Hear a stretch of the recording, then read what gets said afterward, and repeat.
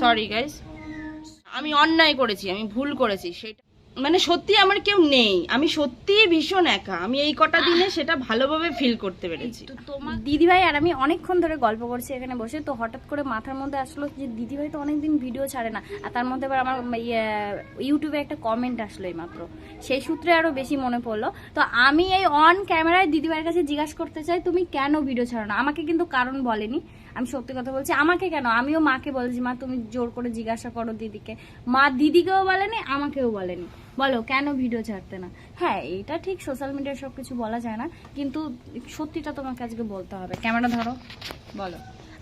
আমার তো একটা দায়িত্ব আছে না গাইস, আমি সবার প্রথমে আমি চ্যানেল খুলে বলেছিলাম দিদিভাই এইভাবে এইভাবে ভিডিও করো, অবশ্যই, আর অবশ্যই। সেইটা যদি এখন বন্ধ করে দেয় আমার খারাপ লাগবে না? বলো। অবশ্যই অবশ্যই। বলো। না সত্যি তোমরা এত ভালোবাসো আমাকে, তোমরা আমার কমেন্ট বক্স মানে আমার মেসেঞ্জারে, হোয়াটসঅ্যাপে, যারা চেনা পরিচিত হোয়াটসঅ্যাপে, তারপরে মেসেঞ্জারে, রিলসে, আর আজকে ভাইয়ার ভিডিওতে তো অনেক কমেন্ট দেখলাম হ্যাঁ হ্যাঁ, যে দীপিকা দিদি ভাই কেন ভিডিও ছাড়ে না। আমাকেও কমেন্ট করে অনেক। হ্যাঁ, তো সত্যি কথা বলতে কি, এই তো যাব।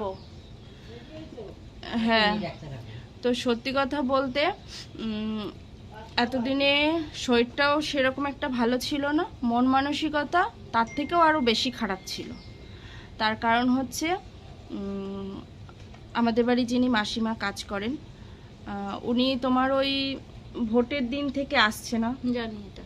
হ্যাঁ ওনার ডেঙ্গু জ্বর হয়েছে, তো পুরো চাপটা আমার উপরে পড়েছে। মাসিমা থাকলে আমার অনেকটা হেল্প হয়, যেমন বাজার করা, বাজারটাও তো আমাকে করতে হয়।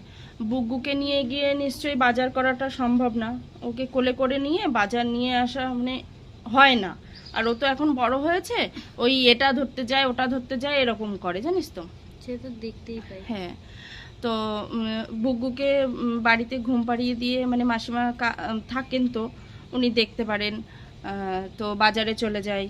ঠিক আছে, আসল টপিকে আসো, আমি বাজার করার গল্প শুনে না এটা ভিডিও কেন ছাড়তে পারে। হ্যাঁ সেটা হচ্ছে, তুমি হচ্ছে ব্যাপার বলতে আছো মাসিমা কাজে আসেনি, তোমার অনেক চাপ পড়েছিল, তারপরে রিজন আমরা এত কথা শুনবো না। কারণ কি, দিদিভাই যখন প্রবলেমে পড়েছিল, প্রবলেম বলতে যে শরীর খারাপ ছিল দিদিভাই, বাবান পাপান সবার, তারপরে দিদিভাই বড্ড একা একা হয়ে পড়েছিল। আর সব থেকে বড় কথা, এটা আমি বলিনি, শোন না, একার কথাটা যখন বললি আমি এটা ক্লিয়ার করি। কথাই বলতে দেয় আমারে।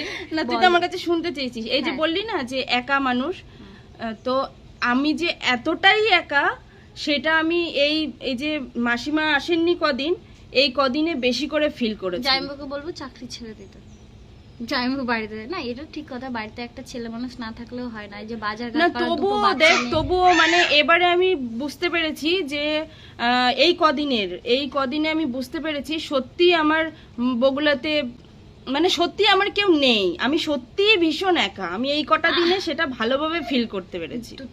তোমার ফিল করতে কে বলেছে? তার মধ্যে তোরা দুদিন গিয়েছিলি, আমরা গিয়েছিলাম, তো আমরা সেই দিনে আর নিয়ে আসতে চেয়েছি, আসেনি, জোর করে আসেনি। তারপরে মা বাবা অনেকবার আমরা সবাই মিলে বলছি আসো আসো, আসছিলই না। এইবার তো জোর করে নিয়ে আসা। দেখো বাবাইয়ের স্কুল রয়েছে তাই না, কি করে আসি বলো? তো A to Z এখানেই হতো আগে, বাবার আগে এখানেই থাকতো। হ্যাঁ বাবাই 5 বছর পর্যন্ত এখানেই ছিল। তাহলে আর এখন ওই যে এই যে এসেছে এই 5টা দিন আছে, টিউশনই পড়ছে। কিন্তু ওর অল টাইম ও যখনই আসে এখানে আগে সবার আগে টিউশনিতে পড়ানো হয়। স্কুলের যা আসে সব হোয়াটসঅ্যাপে ওর পাঠিয়ে দেয়, ও কিন্তু সব পড়াশোনাটা ঠিকঠাক থাকে। হ্যাঁ শুধু স্কুল কামাইটা যায়। হ্যাঁ স্কুলে যাওয়ার তো দরকার আছে না, স্কুলে গিয়ে যেই ব্যাপারগুলো হয় সেগুলোরও একটা ব্যাপার আছে। তারপরে এবার ব্যাপার হচ্ছে, ও তারপরেও তো এটাও তো বলা হয়নি, বাবাই প্রথমে বুগুর চোখ কি বলে, চোখে অনেক বলে উঠেছে, অনেকে বলে জয় বাংলা হয়েছে, আমরা খাঁটি বাংলায় বলি জয় বাংলা। যাই হোক, প্রথমে বুগুর হয়েছিল, তারপরে বাবাইয়ের হয়েছিল, তারপরে আমার হয়েছিল। তারপরে শোন, এবার পুরো কথাটা শোন। এটা তো তোকে বলিনি, তখন তোরা দীঘা ছিলি, মায়ের সাথে কথা হয়েছে, মারও কথাটা শুনে চোখে জল চলে এসেছে। আর আমি তো সামনাসামনি বাবাইয়ের কথাটা শুনে আমি কেঁদেই ফেলেছি, জানিস তো। চোখ ওঠার পরে আমার শরীরটা এত খারাপ ছিল, আমি তা বাবাই তো স্কুলে যেত, শনি রবিবার দিন ছিল সেটা, ঠিক আছে। বুকুকে খাইয়ে দিয়ে ঘুম পাড়িয়ে এবার বাবাইকে খাইয়ে আমি যখনই মানে একটু সময় পেতাম না আমি শুয়ে পড়তাম। আর বাবাই তো দেখে বুঝতে পারতো যে মা কেমন, মানে ভালো থাকলে কেমন আর খারাপ থাকলে কেমন। তো বাবাই একদিন বলছে, ও মামা মামা বাড়ি চলো না। আমি বলছি কেন বাবা? যাবো তো, আর কদিন পরে যাব। এবার বাবাইয়ের একটা পুজো দেওয়ার এখানে ব্যাপার রয়েছে, সেই হিসাবে আসবো। এবার ওকে বলছি যে যাবো, আর এই তো আর কটা দিন পরে যাব। তখন ও বলছে, ওমা তোমার শরীরটাও এত খারাপ, যদি আরো খারাপ হয় তাহলে আমাদের কে দেখবে মা, আর তোমাকেই বা কে দেখবে? এরকম। তাহলে ভাব, ও এই কদিনে, হ্যাঁ এই কদিনে ও এইটা ফিল করতে পেরেছে যে মায়ের যদি বেশি শরীর খারাপ হয় তাহলে মাকেই বা কে দেখবে আর আমাদেরকেই বা কে দেখবে। ও এই কদিনে মানে এই কথাটাও ফিল করতে পেরেছে। না না, আমাদের বাবার না আমি দেখছি তো ওর ওই কথাটা শুনে না আমি আমার চোখে জল চলে এসেছে জানিস। আর ও মাকেও ফোন করে বলেছে কথাটা, ও মা ও দিদা আমাদেরকে মাকে বলো না যেতে, মার না শরীরটা ভালো না, এরকম ভাবে বলছিল জানিস। হ্যাঁ, তারপরে না শরীর খারাপ তো 30 দিন ধরে হয়নি, শরীর খারাপ তো না হাইস্ট হলো 1 সপ্তাহ। সত্যি কথা বলতে আমার মনটাও একটু ভালো ছিল না। মনটা যেমন তেমন, মন ভালো না থাকলে সেটা আলাদা ব্যাপার, মানসিকতাটাই একদম খারাপ হয়ে গেছে জানো তো। আচ্ছা, ব্যাপার হচ্ছে যাই, কিন্তু হ্যাঁ আমি অন্যায় করেছি, আমি ভুল করেছি, সেটা হচ্ছে গিয়ে বলছি,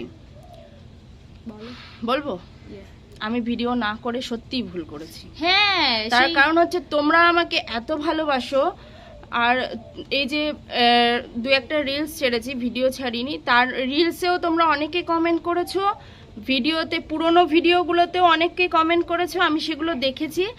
আর প্রীতিদের ভিডিওতেও কমেন্ট করেছো, সেগুলোও দেখেছি। আর আজকে ভাইয়ের ভিডিওতে তো অনেকেই কমেন্ট করেছো। তো সেটা দিয়ে আমি ইয়ে করলাম যে না, তোমরা আমাকে এত ভালোবাসো, সেটাও আমি হেলায় হারাচ্ছি, তাই না?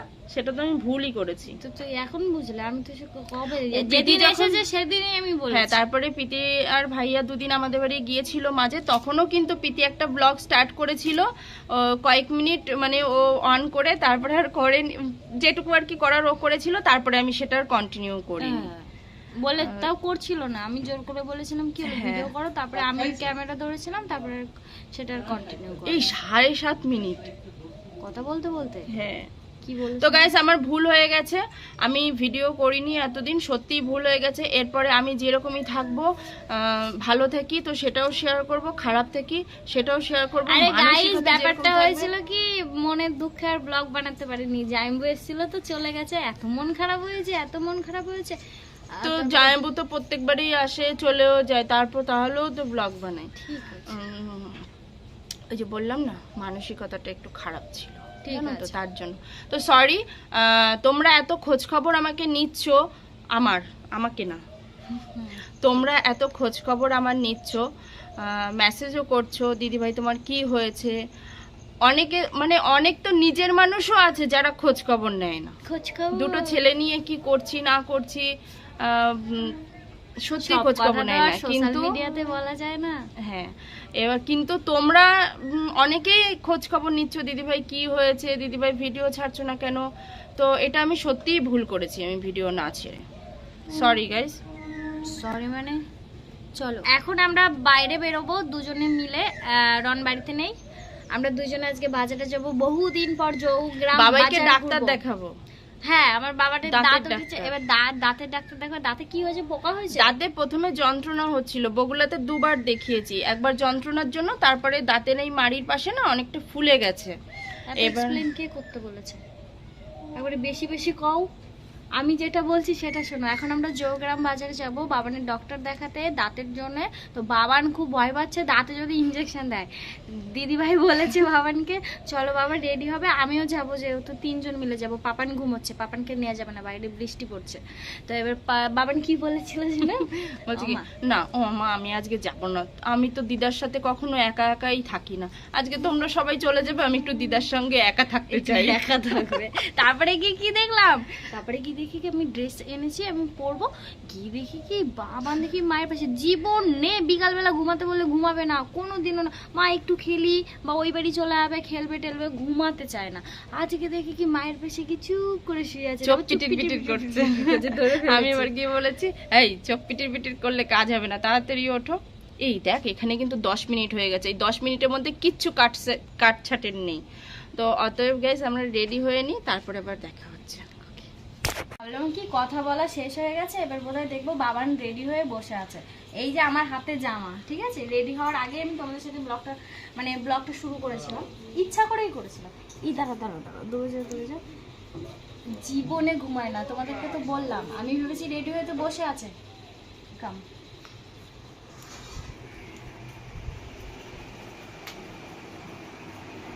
বাবান ঘুমিয়েছে, ওই দেখো ঘুমায়নি।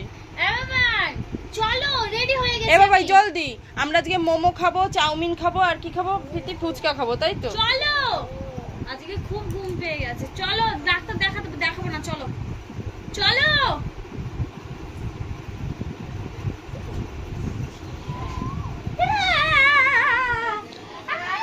এই প্রীতি দেরি হয়ে যাচ্ছে, আমি রেডি হচ্ছি। আমিও রেডি হচ্ছি।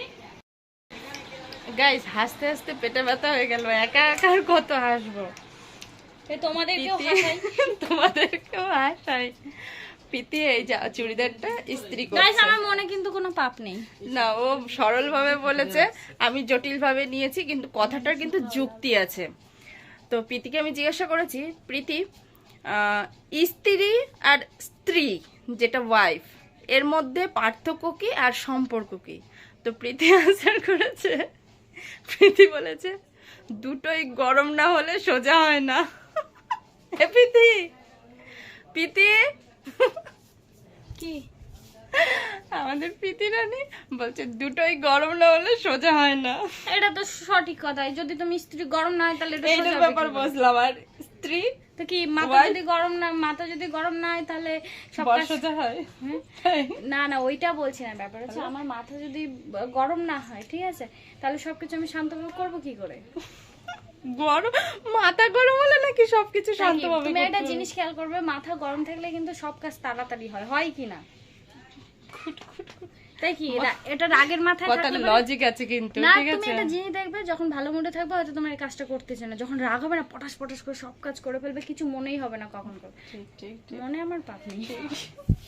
ঠিক। তো রেডি হই, আমরা সবাই রেডি। আর এর অবস্থা দেখো। হ্যাঁ বাবাই, তুমি কিন্তু প্রথমবার যখন ডাক্তারের কাছে নিয়ে গেছিলাম তখনও ঠিক এরকমই করেছিলে। ডাক্তার কি তোমাকে কিছু করেছিল বলো? বাবাই প্রীতি কিছু বলবি? এই দেখ প্রথমবার যখন ডাক্তারের কাছে গেছিলাম তখন ওর সেম ওরমই করেছিল, কান্নাকাটি করে একসার। কিন্তু ডাক্তারের কাছে যাওয়ার পরে সেরকম কিছুই হয়নি।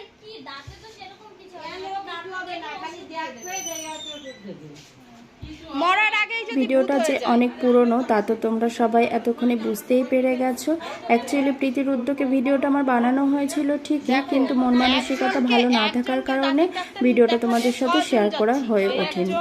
তো মন মানসিকতা তো সবার সবসময় সমান যায় না, কখনো ভালো কখনো মন্দ, এই নিয়েই আমাদের জীবন। তো সোশ্যাল মিডিয়াতে এসে দুম করে গুম হয়ে যাওয়াটা আমার মোটেও ঠিক হয়নি, যে কারণে তোমাদের মনে অনেক কিউরিসিটি জেগেছে। আর যে কিউরিসিটিটা দূর করার জন্য আমি এই পুরনো ভিডিওটা তোমাদের সাথে শেয়ার করলাম। আর ভিডিও না করে যে ভুলটা করেছি ভবিষ্যতে আর সেই ভুলটা করব না। ভালো থাকি মন্দ থাকি সবটাই তোমাদের সাথে শেয়ার করব। তোমরা যে আমাকে এত ভালোবাসো সত্যিই আমি বুঝতে পারিনি। তো ভবিষ্যতেও তোমরা আমাকে এইভাবে ভালোবাসবে, আমাকে সাপোর্ট করবে, এই আশা নিয়ে আজ থেকে আবার নতুন করে ভিডিও শুরু করলাম। সবাই ভালো থেকো, সুস্থ থেকো আর আমার পাশে থেকো।